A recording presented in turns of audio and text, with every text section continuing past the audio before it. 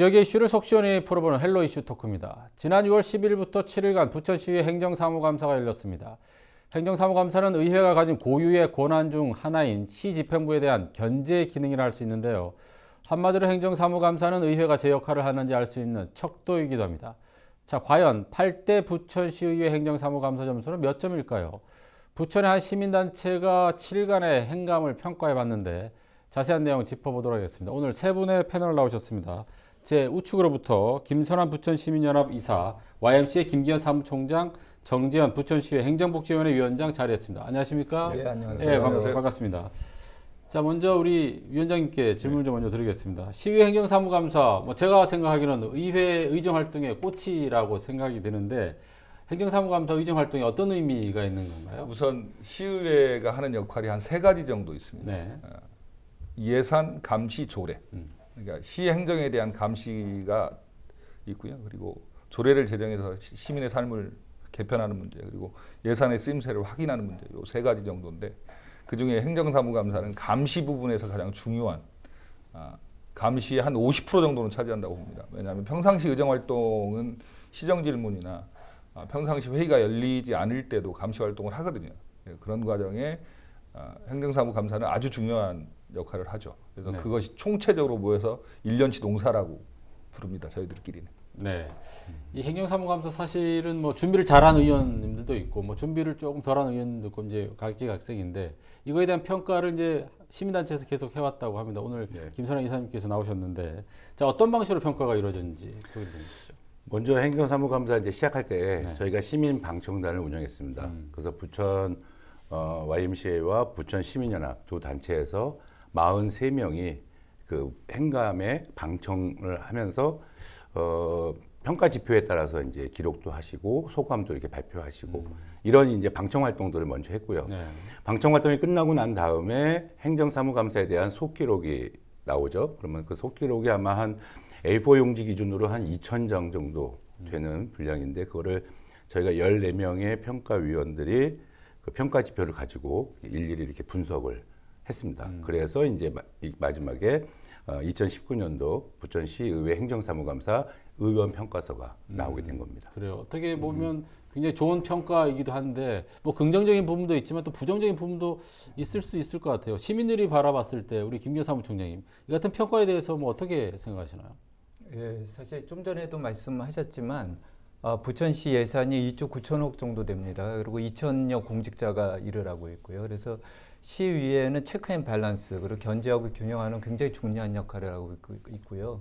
그래서 시의회 활동이 어떻게 되냐를 시민들이 들여다보고 모니터링하는 건 굉장히 중요한 활동입니다. 그래서 부천은 이제 91년도에 이제 지방의회가 시작이 됐죠. 그때부터 의정지기단이라고 해서 일상적인 모니터링 활동을 하다가 현재와 같은 행정사무감사 시민 모니터링을 한 건 제가 기억하기에는 2005년 정도부터 이렇게 기억이 되고요. 그때 이제 처음에 저도 이제 행정사무감사 시민 모니터 참여했는데 그때 당시에는 이제 시민들이 가서 보는 것 자체를 의회가 갈등이 있어서 불허하기도 하고. 네. 근데 시민들이 가서 보면은 지금은 상상할 수 없는 구시대적인 일들이 일어나기도 했었습니다. 그런데 부천시의회에서 시민들 모니터링 활동하는데 긍정성을 인정을 해서 책상도 제공하고 자료도 제공하고 그래서 상당히 어떻게 보면 다른 지역보다는 부천시는 시의회가 그런 것들을 허용을 해줘서 시민들이 모니터링 활동이 좀 자유롭게 진행된 그런 의미가 있었고요.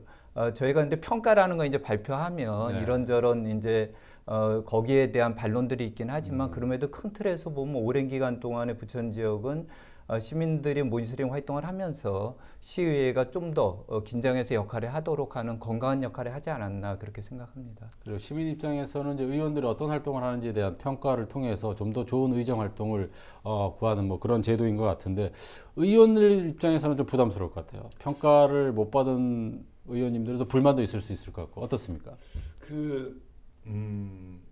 일장일단이 있고요. 그리고 네. 실제로는 평가를 저조하게 받은 사람들은 분발하려고 노력을 하겠죠. 그리고 또 잘 받은 사람들은 더 매진할 수 있는 좋은 계기라고 봅니다. 그리고 시민들이 하는 평가는 일상적이고 항상적이고 늘 벌어져야만 할 일이고요. 그리고 좀 더 많은 관심을 갖기 위한 도구나 혹은 시스템이나 시설이나 이런 걸 좀 만들어 보고 그럴 생각도 있습니다. 그리고 저희 위원회 같은 경우는 제가 그 행정사무감사 자료나 우리들한테 미리 제출된 자료를 좀 드려라. 그래서 방청 오시는 분들께 자료를 다 직접 제공하기도 했고요. 그래서 의원들과 같은 자료를 보고 이야기를 했습니다. 그래서 그렇게 좀 더 잦게, 깊게 그리고 진중하게 감사 방청이 이루어졌으면 좋겠습니다. 네. 저희 평가가 사실 객관적으로 이루어지느냐에 대한 의원님들의 또 의구심도 있을 수 있고 우리 김선아 이사님께서 직접 평가를 또 참여를 하셨는데 이게 과연 객관적인 평가가 이루어졌느냐라는 궁금증도 있거든요. 어떻게 평가가 지금 이루어지고 있는 거예요? 예, 먼저 행정사무감사는 다른 회의와 달리 어떤 안건을 갖고 의원들이 이렇게 토론하는 게 아닙니다. 소관 부서별로 의원들이 질문을 던지는 형태로 이 행정사무감사가 진행되거든요.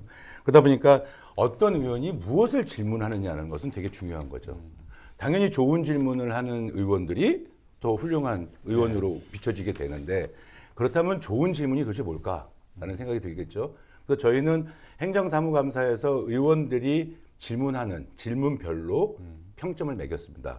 마이너스 1점부터 해서 5점까지 이렇게 다양하게 이렇게 점수를 매겼는데요.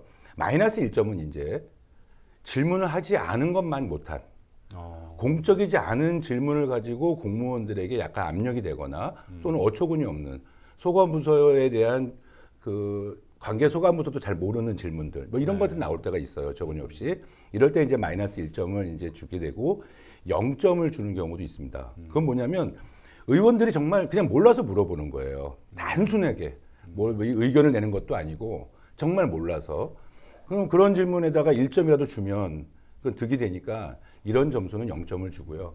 1점을 주기도 했습니다. 그건 뭐냐면 단순한 질문은 아니지만 별로 준비가 되어 있지 않은 그냥 평상시에 자기의 기본기로 소견만 발표하는 정도의 질문들 이런 1점 질문을 줬는데 사실은 이런 1점 질문들이 좀 많았던 편이고요. 3점을 주는 경우는 시민의 입장에서 이 정책을 잘 이해하고 그리고 재차 공무원에게 질문하면서 어떠한 새로운 방안을 연구하게끔 이렇게 유도해내는 그런 질문들. 그리고 이제 5점은 저희가 어떠한 그 예산과 뭐 정책에 대한 이해만이 아니라 관련된 법규라든가 다른 지역 사례라든가 이런 걸 구체적으로 제시하면서 새로운 대안을 제시하면서 공무원들과 같이 소통하는 그러한 행정사무관의 질문들. 이런 식으로 의원들이 질문하는 거 별로 평점을 매겨서 그러한 정성평가를 일단 실시했고요.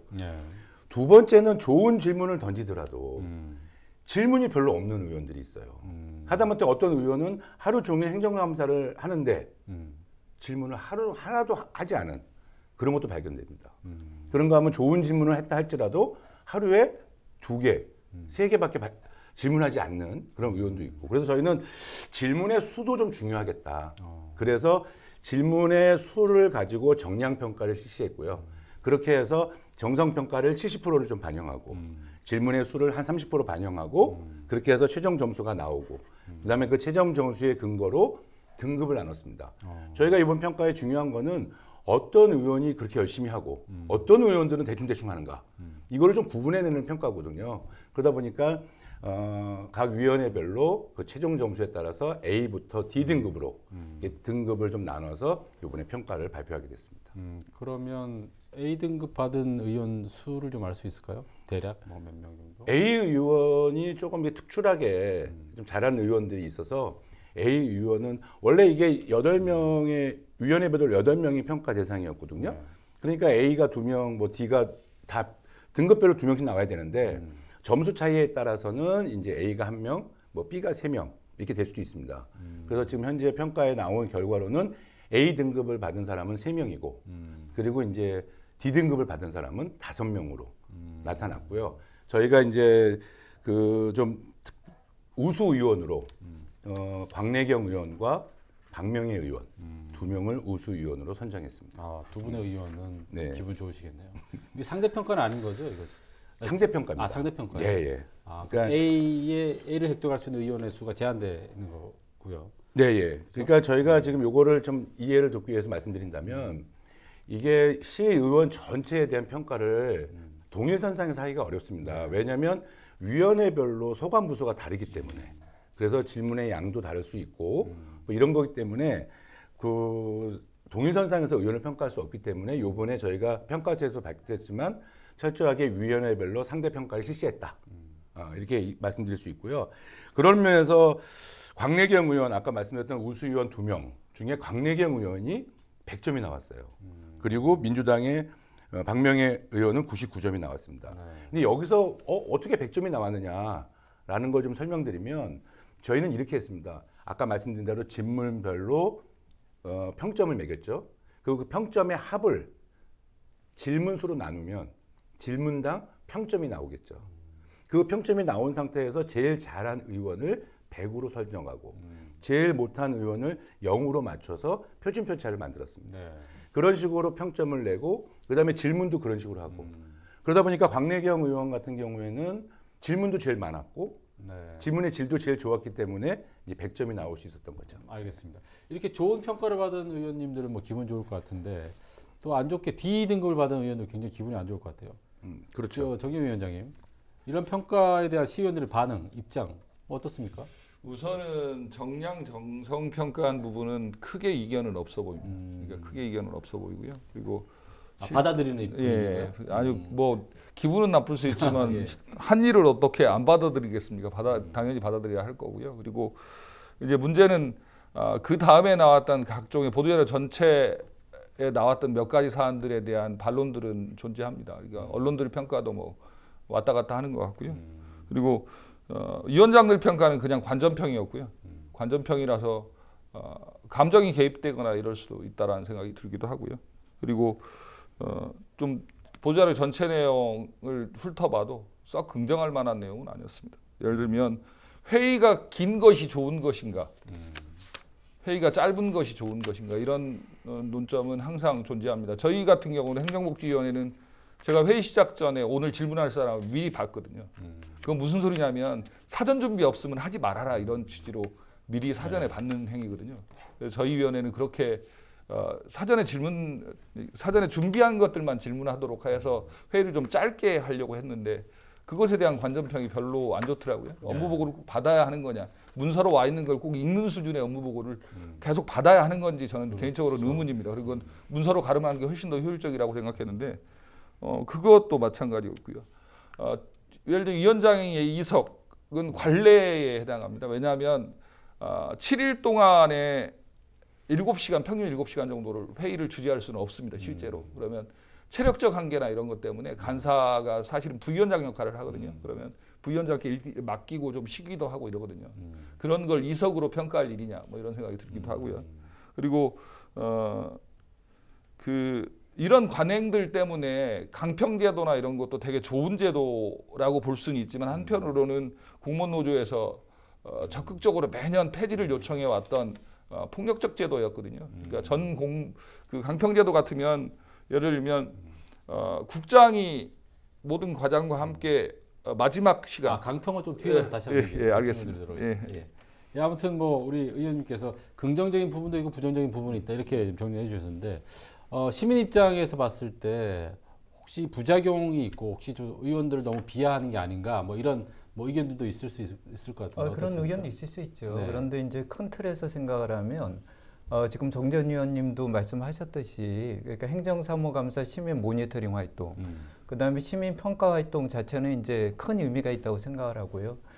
참여하는 시민 입장에서도 가서 보시면은 이제 평소에 알던 어떻게 보면 우리가 사실 시의회 내용 잘 모르고 또 이제 그러면서도 이제 비판하는 경우도 많잖아요. 근데 가서 보시면 굉장히 놀라기도 하세요. 네. 부천시에서 이렇게 많은 일을 하고 시의원들이 이런 일을 하는지 몰랐었다. 그래서 시민학습의 어떤 효과도 있고요. 그래서 그 제도 자체는 이제 굉장히 긍정적인 시민들의 활동이라고 생각이 됩니다. 그런데 이제 평가라는 문제가 사실 평가에 완전한 객관성은 없죠. 그런데 이제 생산적인 평가를 하는 게 어떻게 하냐가 굉장히 중요한 문제인데 생산적인 평가를 하기 위해서 예를 들면은 좀 전에 정전 의원님 말씀하셨듯이 정량 평가에 대해서 뭐 이견이 없을 것 같아요. 그건 출석이라든지 지문 횟수라든지 발언의 시간이라든지 그런데 이제 정성 평가하는 내용에 대해서는 이런저런 이견이 있을 수밖에 없죠. 그래서 이런 문제는 물론 이제 받아들이는 쪽에서 몇 가지 문제 제기를 할 수도 있고 그러면 큰 틀에 그럼에도 불구하고 큰 틀의 의미를 좀 긍정적으로 평가하고 또 이제 시의회가 발전하는데 시민들의 역할이 중요하다고 생각을 하면 이런 부분들은 좀 더 어떻게 같이 머리를 맞대어 개선할까 이런 논의가 필요하고 좀 이번에를 계기로 그런 것들이 좀 더 생산적으로 발전했으면 하는 바람입니다. 네. 자, 이번 그 행감에 대한 전반적인 총평을 좀 듣고 싶은데 어떻게 좀 지켜보시고 어땠습니까? 저희가 이 평가서에 그런 게 있습니다.